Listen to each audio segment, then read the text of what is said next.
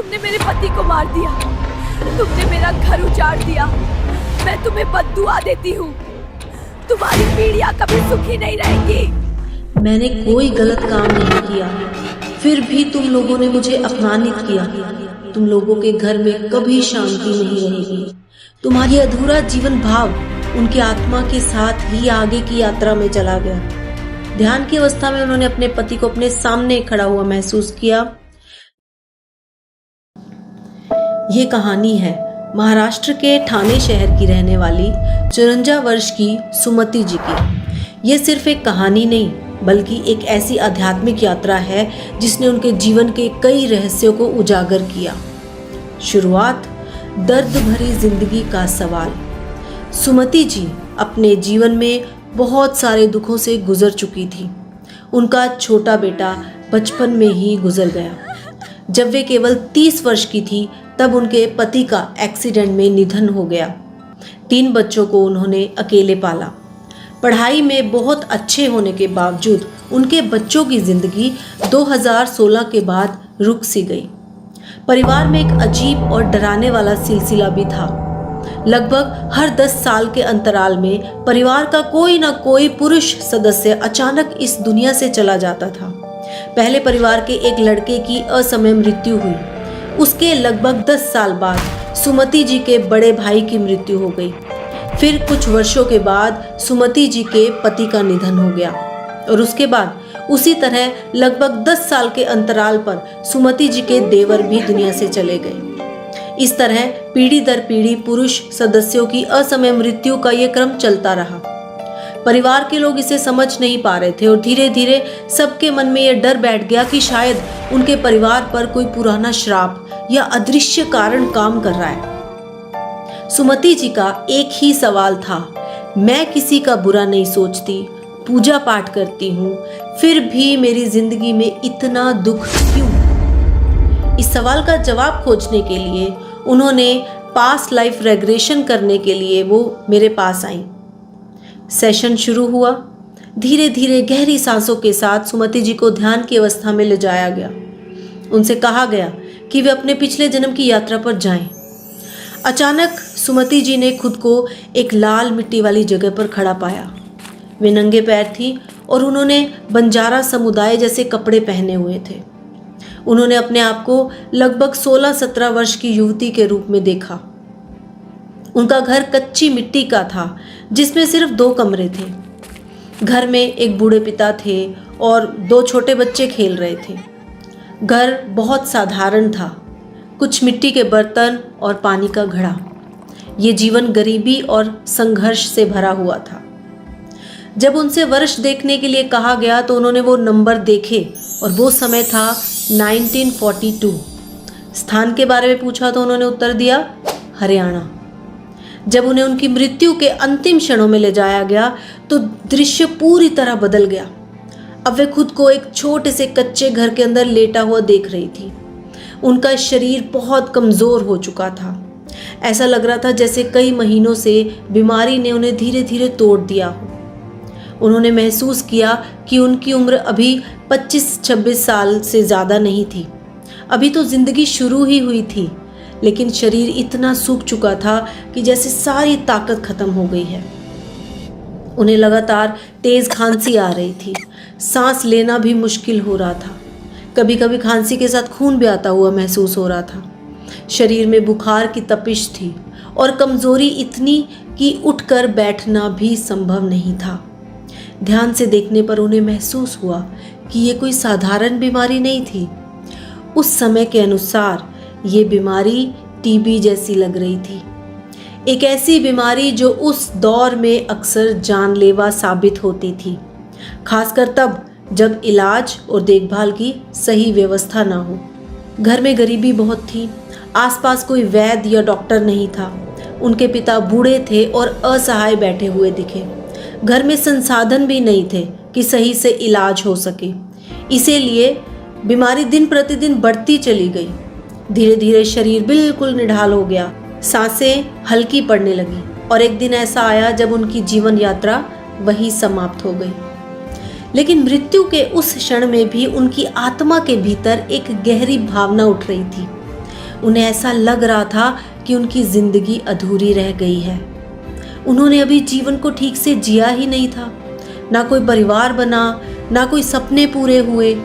उनकी आत्मा के भीतर से एक दर्द भरी आवाज़ उठी, मुझे अभी और जीवन जीना था। मेरी जिंदगी इतनी जल्दी खत्म नहीं होनी चाहिए थी। ये अधूरी इच्छा, ये अधूरा जीवन भाव उनकी आत्मा के साथ ही आगे की यात्रा में चला गया। एक ऐसी भावना जो आने वाले जन्मों में भी कहीं ना कहीं अपनी छाप छोड़ सकती थी। इसके बाद उन्हें इस कर्म के कारण तक ले जाया गया जिसकी वजह से इस जन्म में दुख आए।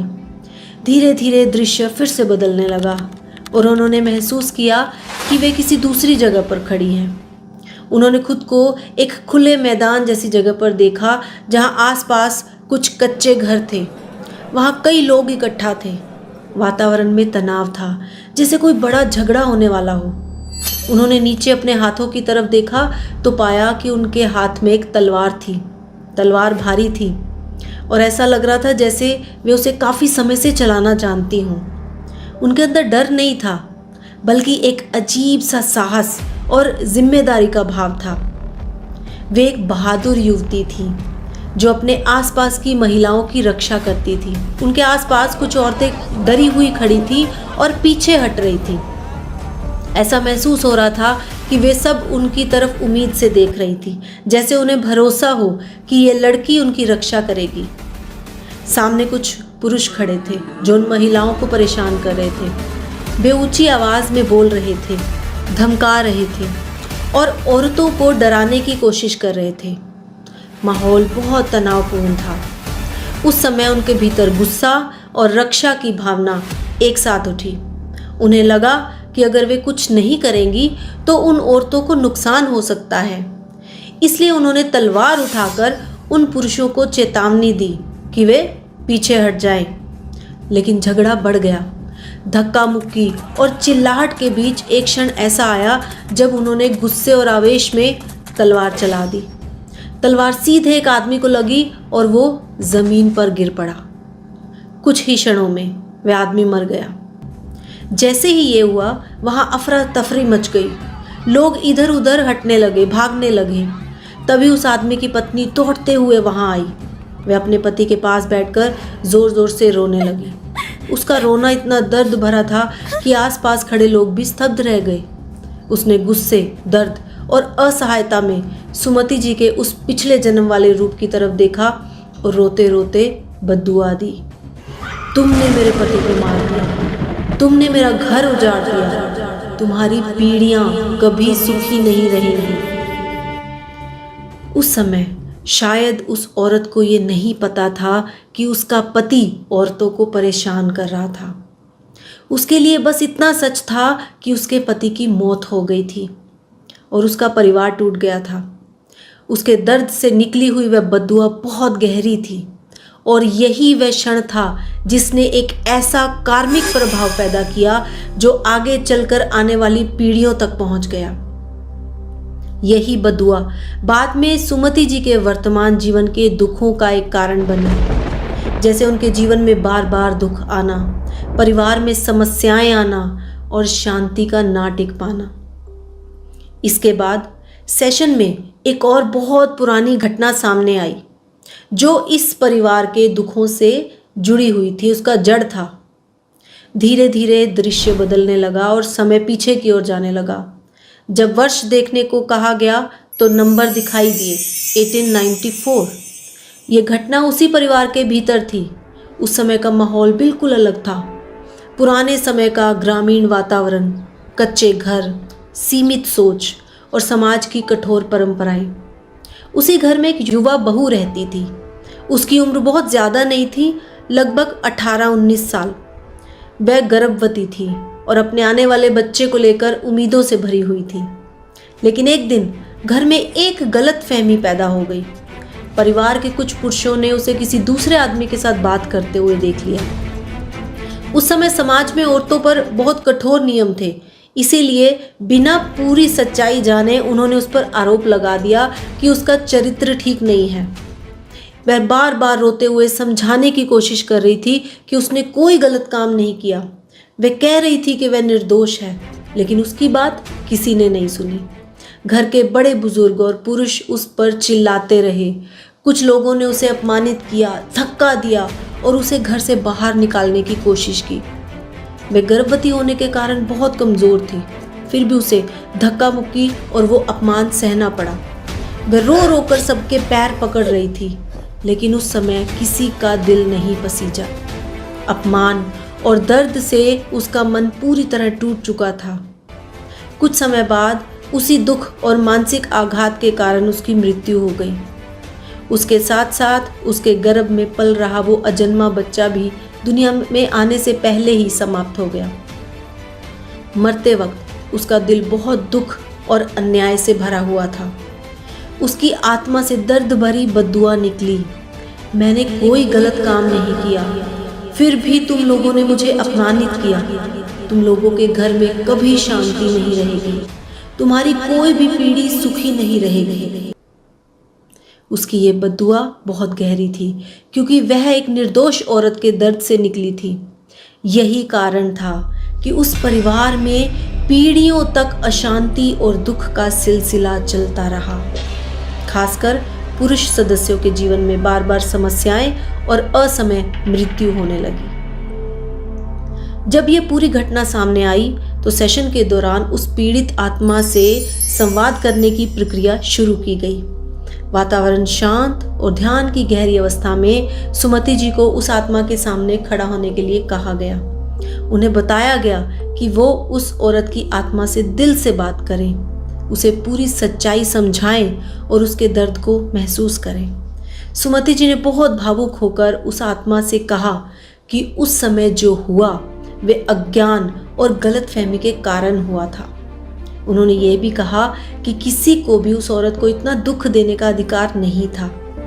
उन्होंने दोनों हाथ जोड़कर उस आत्मा से क्षमा मांगी और कहा कि अगर उस समय उनके परिवार के लोगों से गलती हुई थी तो वे उस गलती के लिए वो दिल से माफ़ी मांगती हैं। कुछ क्षणों तक वातावरण बहुत भावुक और भारी महसूस हुआ। ऐसा लग रहा था जैसे उस आत्मा के भीतर वर्षों का दर्द और क्रोध जमा हो। लेकिन धीरे धीरे उस आत्मा का गुस्सा कम होने लगा। उसका चेहरा शांत होने लगा, जैसे उसे पहली बार किसी ने समझा हो, उसकी पीड़ा को स्वीकार किया हो। धीरे धीरे उसका दर्द शांत हो गया और अंत उसने क्षमा कर दिया। यह क्षण बहुत महत्वपूर्ण था, क्योंकि माना जाता है कि जब किसी पुराने कर्म से जुड़ा दर्द और बद्दुआ माफ़ी में बदल जाती है तो उसकी नकारात्मक ऊर्जा भी धीरे धीरे समाप्त होती है। यही वह पल था जिसे सेशन में एक गहरी कार्मिक हीलिंग का क्षण माना गया, जहां अतीत का दर्द स्वीकार करके उसे शांति में बदलने की कोशिश की गई। और ये हुआ भी। सेशन के दौरान एक भावुक क्षण आया जब सुमति जी को अपने इस जन्म के दिवंगत पति की आत्मा से जुड़ने के लिए कहा गया। ध्यान की अवस्था में उन्होंने अपने पति को अपने सामने खड़ा हुआ महसूस किया। वे शांत दिखाई दे रहे थे और उनके चेहरे पर मुस्कान थी। सुमति जी ने उनसे पूछा कि वे उन्हें इतनी जल्दी छोड़कर क्यों चले गए। उन्हें भीतर से ये अनुभूति हुई कि उनके पति भी इस घटना से उतने ही आश्चर्यचकित थे जैसे ये सब अचानक हुआ हो। फिर उन्होंने संकेत दिया कि उनके जाने का समय उसी प्रकार तय था और अब वे शांत अवस्था में हैं। जब उनसे पूछा गया कि क्या उन्होंने नया जन्म ले लिया है तो उन्होंने कहा कि अभी तक वो पुनर्जन्म उन्होंने नहीं लिया और वे सूक्ष्म लोक में शांत अवस्था में हैं। उन्होंने सुमति जी और अपने बच्चों के लिए आशीर्वाद दिया और ये भाव दिया कि इस बात से संतुष्ट हैं कि सुमति जी ने अपने बच्चों को संभाला अच्छे से और जीवन को आगे बढ़ाया। इस भावनात्मक मिलन के कारण सेशन को आगे बढ़ाते हुए उन्हें भविष्य की ओर ले जाया गया। 1 साल बाद उन्होंने देखा उनका बेटा किसी परीक्षा में सफल हो रहा है और बेटी यूनिफॉर्म में नौकरी पर जा रही है। परिवार में खुशियां लौट रही हैं। 4 साल बाद उन्होंने खुद को एक फ्लैट में रहते हुए देखा।